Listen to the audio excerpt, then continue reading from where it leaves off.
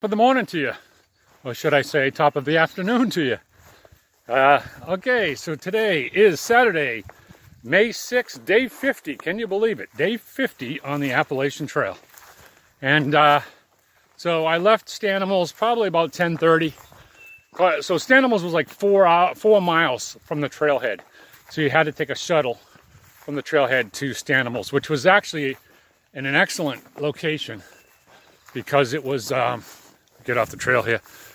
It was an excellent location because it was very central to resupply places. And so you could go to the Dollar General, or you can go to the Family Dollar, or there was a Walmart. It was actually just food. Walmart, neighborhood food place. I don't know what they call them. But basically it's just the food section of a Walmart. And so, and plenty of restaurants and everything around. So the location was very central. I mean, the house itself wasn't all that like grandiose, but it was good. It was good. Took a shower, did my laundry, and then went to Walmart, bought some food to eat while I was at Stanimals, and to supplement what the package that Ashley had sent to me, which I received at Stanimals. And then me, Sandman, Kilroy, and Raven went to the all-you-can-eat Chinese buffet for dinner and stuffed ourselves. Oh, and before that, while I was at Walmart, I had bought a pint of chocolate milk, whole milk, and ate 2 like table talk pies and a banana. So, like I said, when I'm in town now, I'm trying to keep myself stuffed the entire time. And then when we got back from the all-you-can-eat Chinese buffet, Luke, one of the guys that works at the hostel, was making burritos for everybody. And some guy from California who has Mexican friends said, well, actually his name was Shaggy. And I'll show you a picture of the people at the hostel. But anyway, Shaggy said he had Mexican friends and he would go to their houses and their mothers used to make burritos. And he said the ones that Luke was making were very close to these. So they were it was excellent. But I was so stuffed from the Chinese, all-you-can-eat Chinese buffet, that I couldn't eat anymore. And the interesting thing is, like, I used to be able to eat 3 or 4 plates at an all-you-can-eat Chinese buffet. I had 1.5 plates of food, and then like a half a plate of desserts. So my stomach has shrunk. I'm worried about that half-gallon challenge. I know. Can't let you guys down. I'll do what I can. Oh yeah. So today we're going from Rockfish Gap, to Black Rock Hut. Shooting for a 20-mile day, which is going to be tough because I didn't get an early start. I started about 10:30. And then I was hiking with Kilroy. He was a little bit slower than I am, so lost a little time there. So anyway, I'll probably be late getting into camp. All right, anything comes up, I'll let you know. Okay, so in the photo I took of the people at the hostel, it's from left to right. Seeker, Raven, Sandman, Shaggy, the Chief, Sour Patch, and Super Chill. And the Chief explained how she got her name. I guess they were hiking up a mountain and she was being followed by a bunch of her family at the time behind her. And one of the people said, hey, you're like the Chief at a dog track. And I never knew this, but the Chief is the little rabbit that actually that the dogs chase after. So because she was like leading this pack, she got the name the Chief. I assumed originally that it was some Indian thing, but no, it has to do with the name of the rabbit at a racetrack. And Sour Patch, she eats a lot of those Sour Patch Kids. I've actually seen her. She has probably a half a pound that she carries with her. So anyway, Kilroy was out at I think the Dollar General getting some resupply stuff, so unfortunately he's not in the picture. Sandman I hiked with a little bit. Raven I met there, and I also met Sour Patch and Super Chill, had lunch with them at one of the shelters, like the day before, 2 days before maybe, and then saw them again a few times on the trail. So I had seen most of the people before. But anyway, there you go.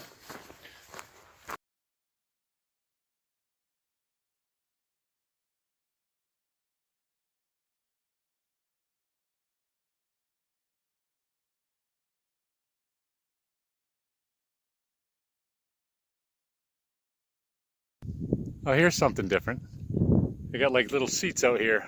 Unfortunately, the view is just some bushes. But I guess if you want to take a rest, it's a good spot.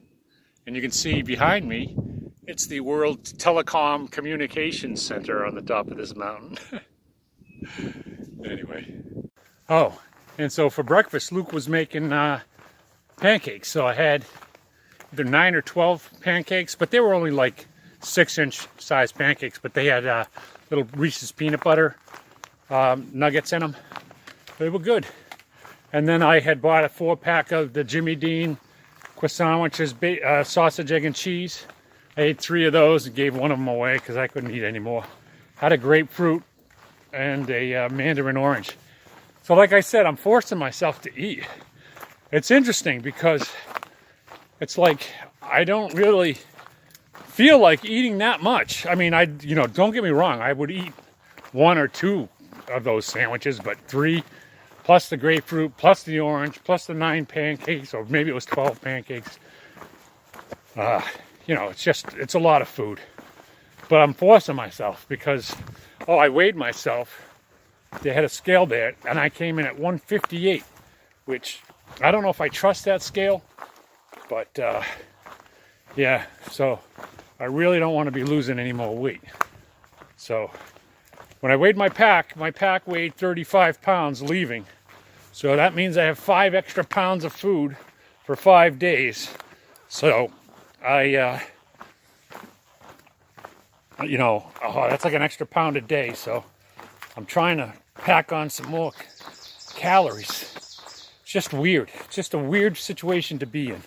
My entire life, I've never been in a situation where I'm trying to force myself to eat more food. I'm usually on the other end where I'm trying to watch how much I eat. But don't want to make you guys jealous or anything. All right, so I don't know if I said this before in one of the earlier takes, but the reason I got to get the 20 miles in today is, again, because that works out great. Because I want to get to Front Royal, in 5 days. It's 100 miles. I want to do 5 20-mile days. So it's, again, one of these deals where, like, if I miss this first hut, it screws up the mileage on all the other huts. So pretty much the house, there's like a shelter almost every 20 miles, plus or minus. And so if I make this first shelter, it sets me up for the rest of the week.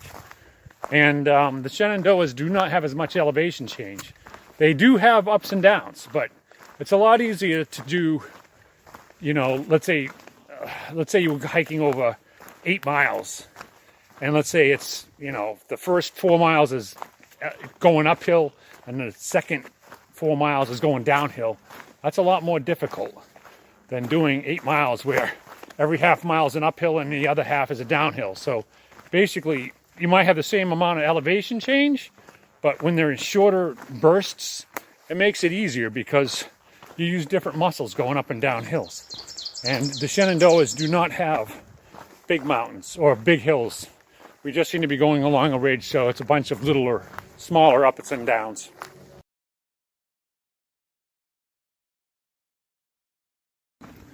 So today is a day where I really should stop and put on suntan lotion. But like I started out in the green tunnel, so there was like no, you were basically hiking in the shade. But now it seems to be more open fields. But it's kind of strange, like once you get going, you don't want to stop, like even for a few minutes, to put on suntan lotion or do anything.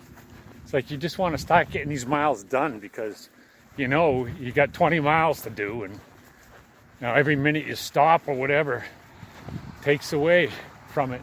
It's just kind of a weird situation where you're kind of fighting the urge to get miles done with taking a break.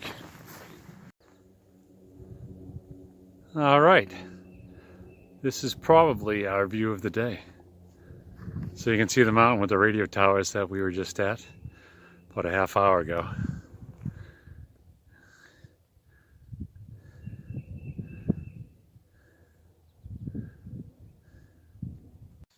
All right, I broke down and put the suntan lotion on.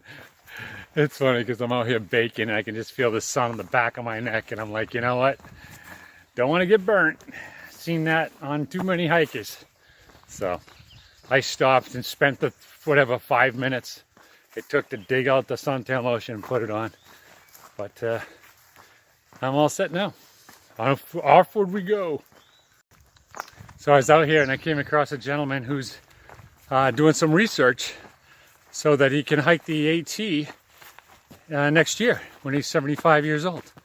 And the research he's doing is to see like what kind of mileage he can get done and you know, how he's feeling and stuff. But he's an interesting fellow, and I got this little video for you from him.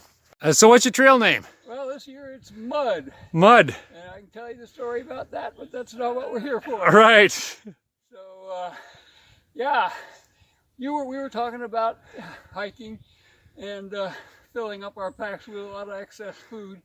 And you just used some language that was exactly what my dear mom, who's passed away at the age of 96, used to sing to my nephews when we hiked around at the beach. Every day we hike, our packs get light because we eat like pigs at night. That's awesome. Oh, that's awesome. That's awesome. Okay. Thank you very much.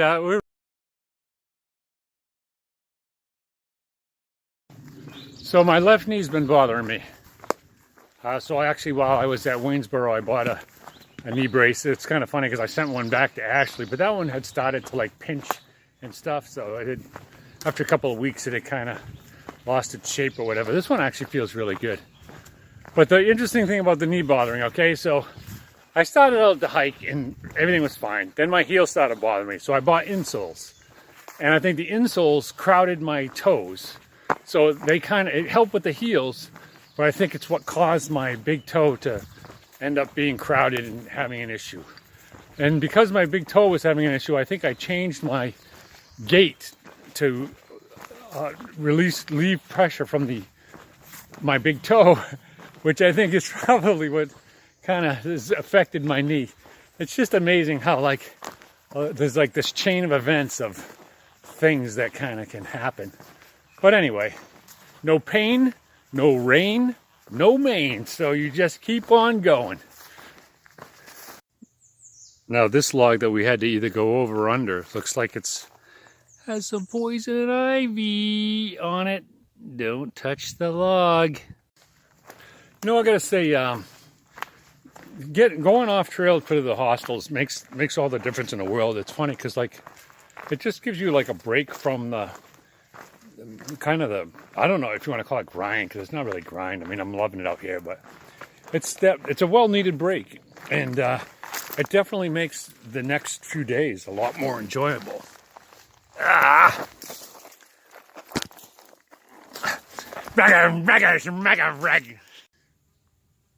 So Calf Mountain Shelter is the shelter that Kilroy was heading towards. So I know this is 8 miles in, so I still have 12 miles to go. It's about a little after 2. So that's going to take me about, let's see, 4 more hours. So should be at the shelter a little after 6, which actually won't be too bad. So Patty was reading this book about Grandma Gatewood and how she saved the AT. Now I knew about Grandma Gatewood, but only because she hiked the AT like in kids' sneakers with not even a backpack, but just like a sling sack and using a shower curtain for rain protection. But I never knew like she saved the AT. And my mom says that basically, I guess the trail was in real bad maintenance and that she brought attention to it. And now you see this a lot. Different Appalachian Trail clubs that maintain the AT through the different sections. All right, so I realized I did an error in my calculations. So that shelter was 8 miles from the start. I got 20 miles to go. It was 12 miles from the shelter, and to do 12 miles is 5 hours. It was 2 o'clock, so I won't be getting to the shelter at 6. I'll be getting to the shelter around 7. Just wanted to clarify that in case you guys are quick to pick up on it. Anyway, that's what happens when you're out here on the trail. Your brain continues to think of things like that. So, of those people at Stanimals, me and Kilroy were the only ones like leaving today. it was like this snowball effect. Like some people started saying, well, I'm going to take a 0. And then others were saying, yeah, I think I'll take a 0 too. And then it's like everyone just kind of like decided, all right, we're taking a 0. So everyone kind of stuck around. But Kilroy and I are moving on. Well, we moved on. But he's only, like I said, going to the first shelter. I'm going to the second shelter. He's doing 8 miles. I'm doing 20. There you go. Well, I forgot to mention that you need a pass, a permit, to hike through the Shenandoah National Park. But unlike the Smokies, you don't have to pay for this permit. So basically, there's like a little kiosk about a half mile in on the trail, and you just fill out this form which has like carbon copies, and then you attach the main one to your pack. So on my pack, I'm not going to show it to you, but there's a tag, which is my permit to hike through the Shenandoah National Park. And then I put the carbon copies into the kiosk. But again, it doesn't cost you anything like that. I think the Smokies was 40 bucks. This is free.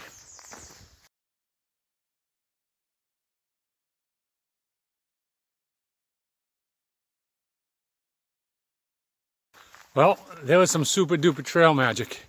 So that Boy Scout troop, I guess, goes there every year. Same day, and sets up and does trail magic, and boy, it was delicious. They had hot dogs and beans, and the guy doctors up the beans with sausage and bacon and peppers, and it was some of the best baked beans I think I've ever had. So I had like 3 hot dogs, a bowl of beans, 3 or 4 bags of chips, a bunch of candy. I'm doing my best to load on those calories. It's a tough job, but I think I can do it. Oh, I had a Gatorade too. Not sugar free. So, we'll see. Like, I'm not going to get into that shelter till about 8 o'clock now. But I probably won't have to cook dinner. There's an extra bonus. All right. Anything comes up, I'll let you know. Oh, so while I was sitting there, Kilroy came up.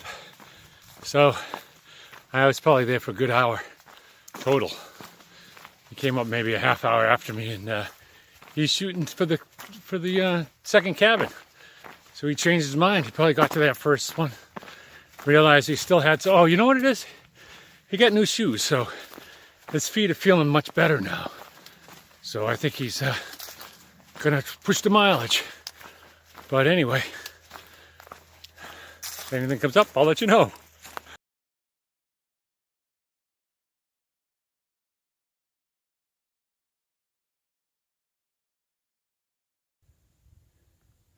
Nature's privy right there. Just pull your pants down and do your business.